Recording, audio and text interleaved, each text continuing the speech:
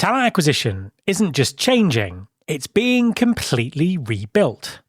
AI tools that seemed impossible just 2 years ago are now delivering results, and technology is moving ever faster. So, what does this revolution actually mean for recruiting's future? Keep listening to find out. Support for this podcast comes from Talergy, a company that's been helping organizations around the world find, build, and grow talent for more than 75 years. Talergy combines psychology and technology to help leaders make better, data-driven decisions about their people. The result? Stronger teams, better performance, and organizations ready for the talent challenges of tomorrow. To learn more, visit talergy.com. That's Talergy, TALOGY.com.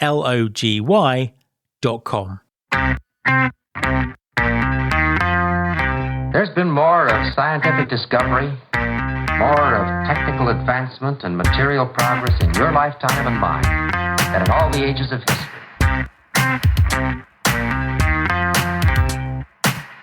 Hi there, welcome to episode 743 of Recruiting Future with me, Matt Alder.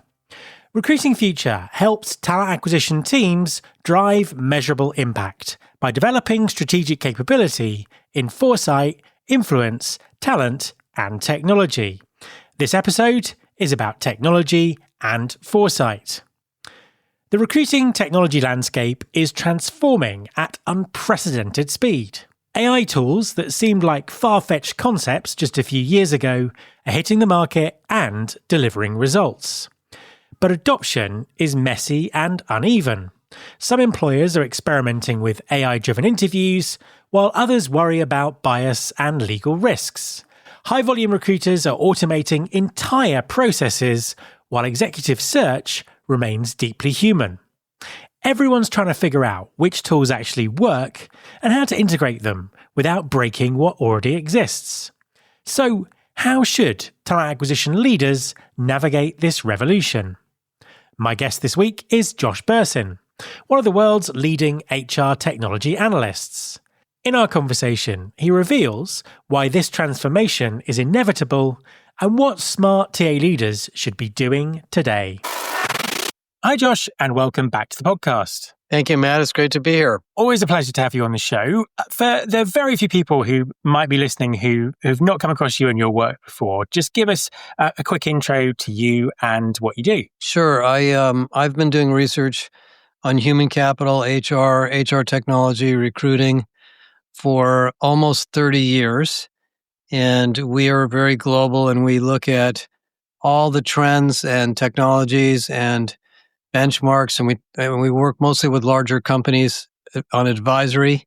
So we're very close to all of these human capital strategies and technologies in the market, including recruiting. You've recently published a report called The Talent Acquisition Revolution, looking at what AI is doing to the recruiting and talent acquisition sector. The report starts off by saying that TA is facing a reckoning. Talk us through that. What are the forces that you see sort of driving the disruption at the moment? Sure. I mean, it's a very human-centered part of business, recruiting.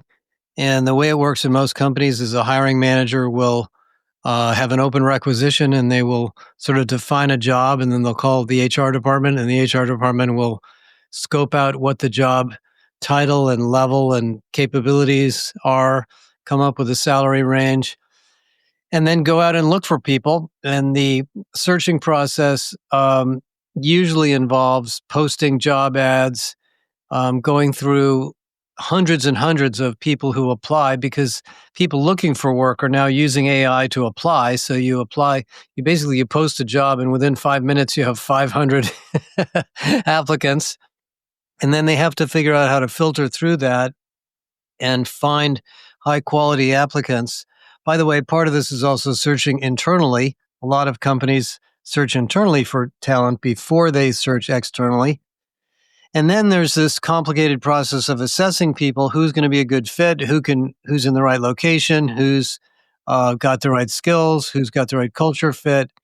And that involves some amount of AI inference, and then interviews, maybe testing, bringing people in to meet them, doing videos, interviews, and eventually making an offer. And that takes a long time and is a lot of work, and there's a lot of human error in the process. You've got lots of kind of examples in the report. Where do you see AI is sort of currently making the most difference in the process?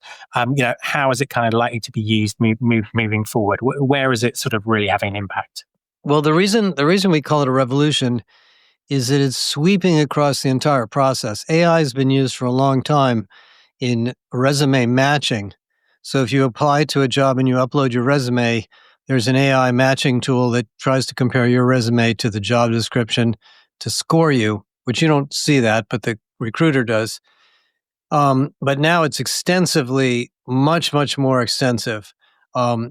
Looking into your background and inferring through AI what your skills are most likely to be, finding information about your prior work that would indicate whether you would succeed in a company like the one that's looking for you, actually using AI to do an interview, to do an assessment. There are AI systems that will literally interview you in voice, just like this, and they are pretty realistic, or give you a test, or ask you to record an interview, answer to questions, and then evaluate your video by listening to your video using AI and then scoring you, or looking at other aspects of your background that you're not even aware of that are available on the internet just to give you a match. And, the challenge for employers is all of these technologies are coming from different providers. So the average talent acquisition department has many of these tools, not just one. And then they worry about bias or possibly getting sued by the government because if they inadvertently eliminate or discard, African American candidates or Asian or women or different age groups by accident because the AI is biased, then the employer gets sued. So this is playing a big role. But regardless of the risks, it is inevitable because the job market, first of all, the recruiting market is more or less recession proof. Even during the worst recessions in the United States, 20% of people change jobs. So right now, it's a little bit down, but generally almost a third of the workforce changes jobs in a given year. So this is a huge, huge industry. And companies don't want to spend, lots and lots of money, thousands of dollars for every candidate if they can avoid it, especially since some of them don't work out. And it's hard to find good recruiters, and recruiters tend to move around from company to company. So they are looking for ways to automate this and make it more of what we call a precision process, because sometimes the candidate you're looking for is not in an obvious place or has an obvious background. If you're looking for somebody who's highly skilled in a particular technical domain or science or process, or you're a semiconductor manufacturer and you want somebody who knows how to run this particular process, you may not find somebody who's has that in their job title, but you might find somebody who has those skills if you look carefully. So anything that companies can do to make this process more efficient and more effective, they're going to do. So the AI vendors in the recruiting industry are spending billions to build more and more tools like this. And then, of course, Matt, the other side of the whole market is the candidates. People looking for jobs can very easily find post my resume types of systems that use AI to take their resume, clean it up, make it look exactly like the job description, so it looks like a perfect fit, and submit it, and even take the test for the candidate. So employers are struggling to deal with these semi-fake candidates who seem to all look perfect, and many of whom pass the tests. I was with the head of recruiting for Uber last week, where they recruit a lot of software engineers, and she said they use some very stringent tests on coding. She said for the first time in years, a lot of the candidates are scoring 100% on all of the tests, and that's because they're using AI to take the tests. So it's a bit of a battle on both sides for the candidates and the job and the employers. No, absolutely, and I'm sure it's something that's going to kind of continue to sort of play out. I think also that there's the implications for the candidate experience are really interesting. You sort of mentioned in the report the opportunity for hyper personalized outreach. Talk us through that a little bit. Yeah, I mean the real problem if you're out there looking for a job, the problem you generally have is you don't hear anything back. So you apply to a bunch of places and you don't hear a word because the employers are getting so many resumes. So there's nobody to talk to. There's nobody to ask questions. And if it's a high volume recruiting type of situation like your retail, hospitality, transportation, healthcare, you have questions like hours, pay, schedules, location, flexibility, and so forth. And if you can't get those questions answered, there's no point in even applying. So it's very frustrating to be a candidate. And the employers don't like it either because if the candidate is having a poor experience, it reflects poorly on their brand. And now there's all sorts of people that don't want to do business with you just because they applied for a job and they never heard back. So what we can now do with AI is we can create virtual recruiters online who can speak to the candidate very eloquently and answer questions and help them navigate the process. So you can literally, if you use a product like Paradox or Maki People or some of the new ones, you can talk to this virtual recruiter, ask them questions about the job, the location, the pay, the type of work, the safety, the hours, the shift schedules, all that. And then the agent, the digital agent, will say, would you like to apply? You can apply through the agent. You don't have to put it into a website. The agent will tell you that it got your application, and it will tell you immediately if it thinks you're a good fit, so you don't have to wait. And if you're not a good fit, it'll just tell you, so you don't have to waste a lot of time on that. And it really revolutionizes the process for the candidate and the employer. And you can speed up time to hire for some of these high volume companies from 2 weeks to 2 days to hire people. And I've heard stories of candidates who accept a job, show up for work, and they ask to meet Maya, the candidate, the recruiter that they talk to. But there is no recruiter. Maya's an agent. So this is a really revolutionary part of this. What is the role of human recruiters in all of this? What role do they play in this sort of AI-centric TA process? I mean, that's the question of the hour in basically every job, what's left for humans. In high volume recruiting where you have, a McDonald's or 7-Eleven or FedEx or, a hotel chain or whatever it may be, the recruiters are still involved late in the process to get to talk to people to make sure that they are who they claim to be, oftentimes before they come into the actual location to either start work or meet the manager. A lot of these companies will go through the entire process digitally and then make the person an offer and then maybe have one phone call with a recruiter before they show up just to validate that it's all, there's a human being on the other end. But if it's a complex role, sales, marketing, engineering, process, finance, administration, where it's more of a higher level job, then most companies would prefer to have a recruiter involved somewhere. Well, virtually all companies do, because hiring somebody is a very strategic decision. And once you've made somebody an offer and they come to work for you, you're kind of stuck with that person. So this is not like buying a pair of shoes and then returning it. You can't just return it. So human recruiters are not going away by any means.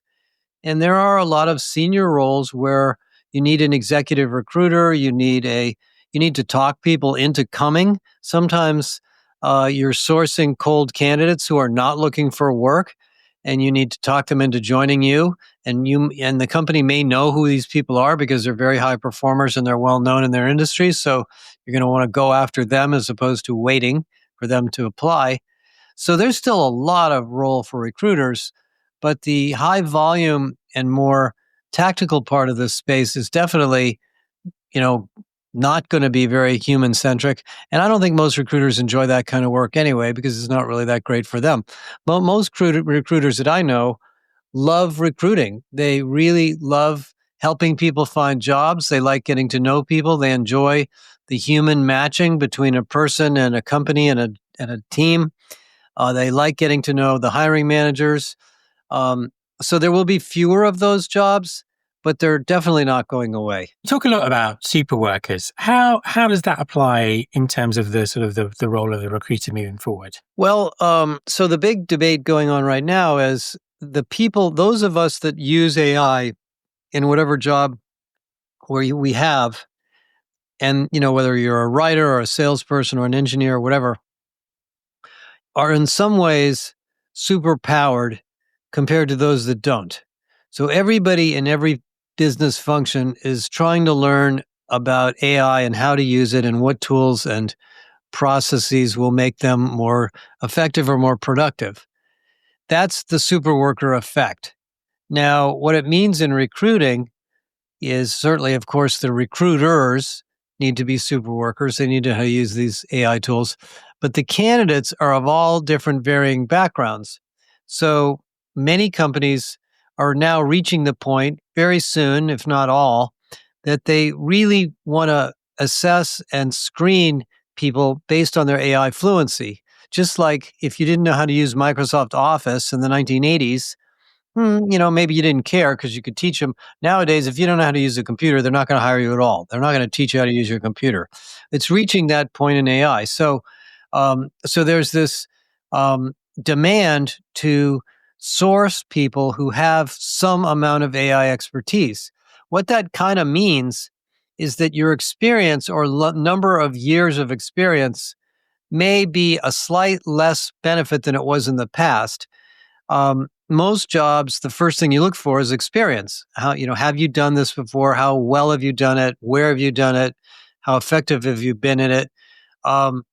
Now employers are saying, well, that's important, of course, but if the person we're hiring doesn't know anything about these new AI tools that we're introducing in the company, we're going to have to train them in that too. So the super worker effect is impacting recruiting teams and candidates.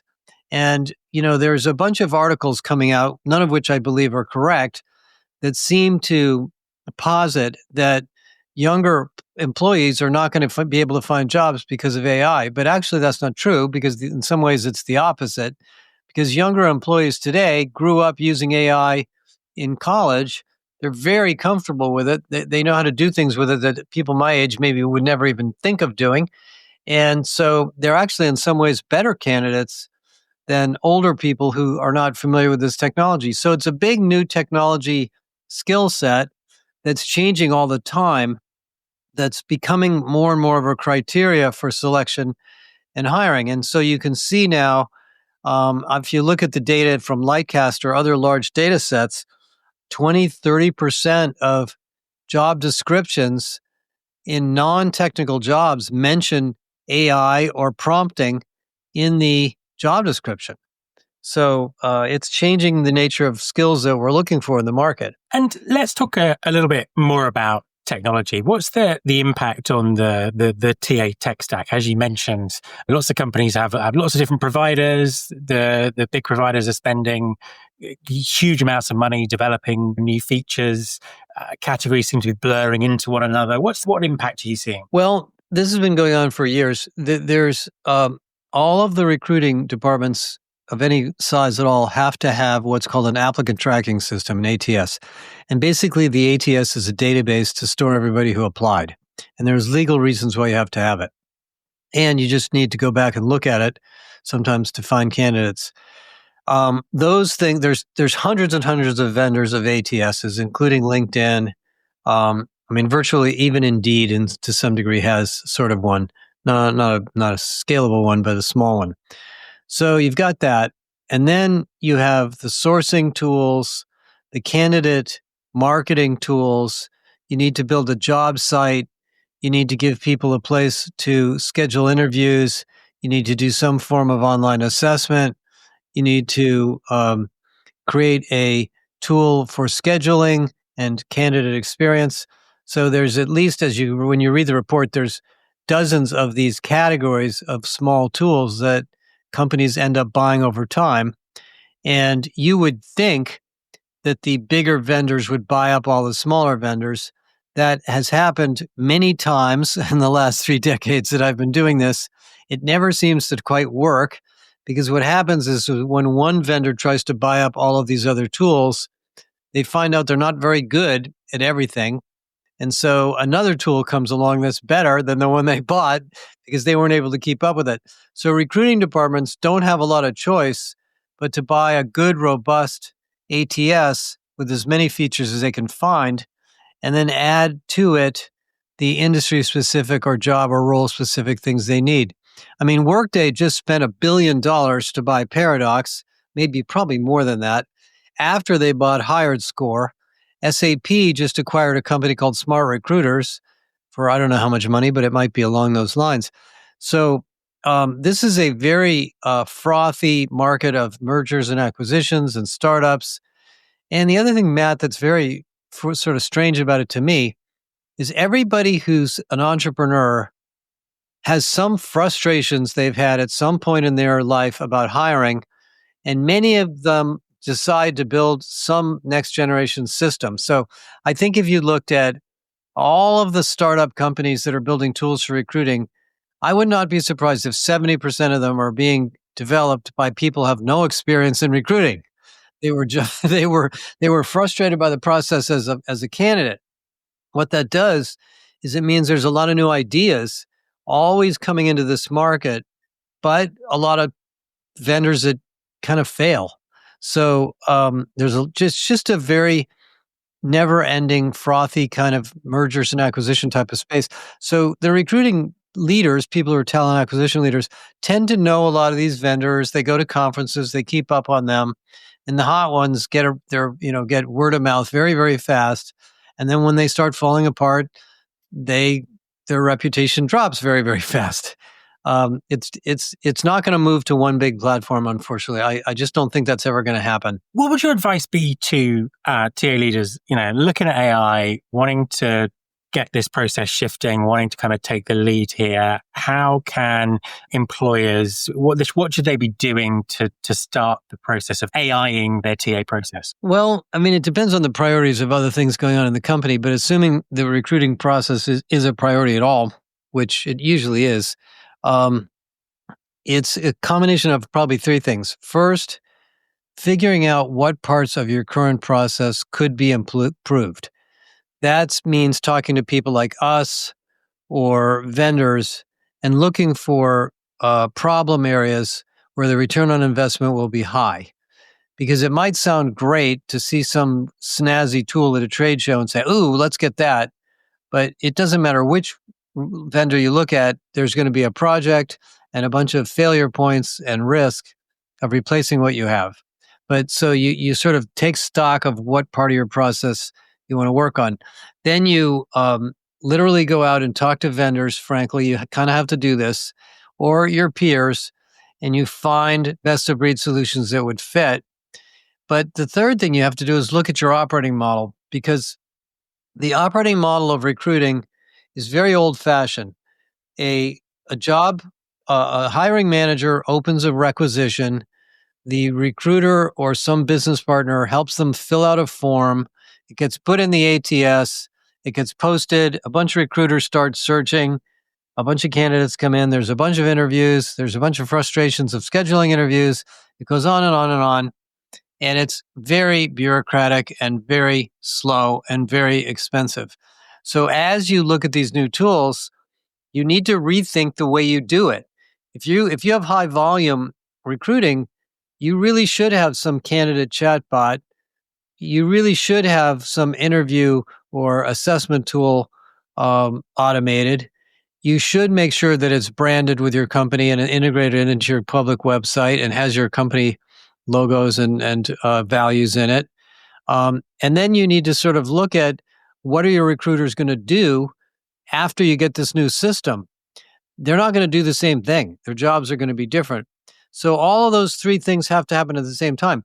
You also might want to hire an outsourced consultant to help you with this. There's companies like AMS and others that are very, very good at outsourcing recruiting and helping you with the technology if you're a big company. And, there is this strange effect that companies tend to outsource their recruiting and then bring it back in, and then they outsource and then they bring it back in.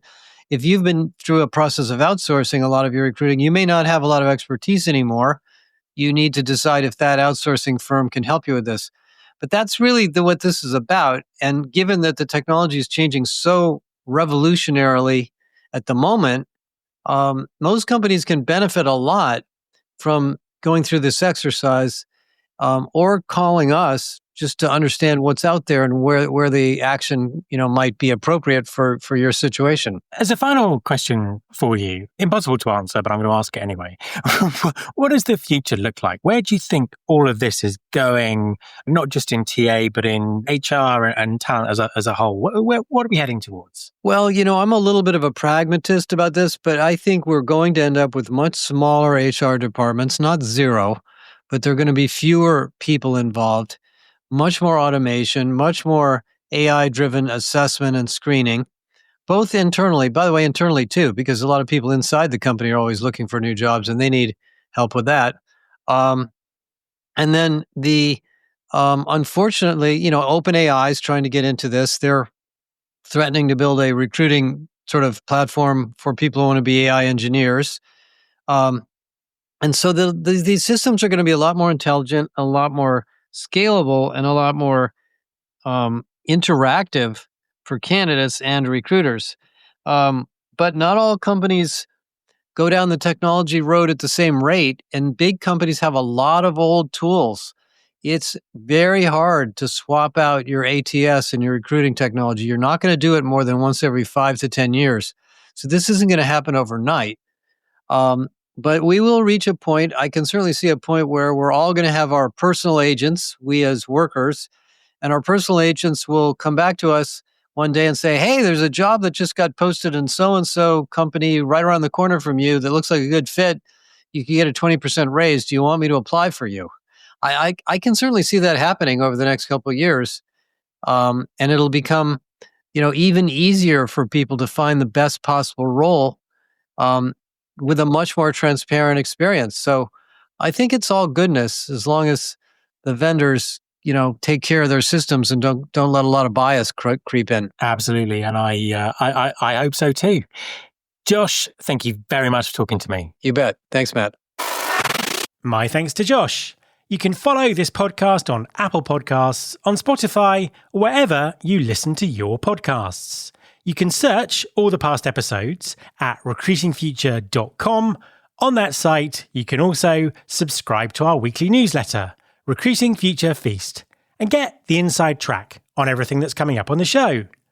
Thanks very much for listening.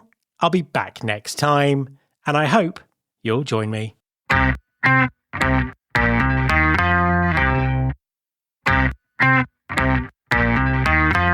This is my show.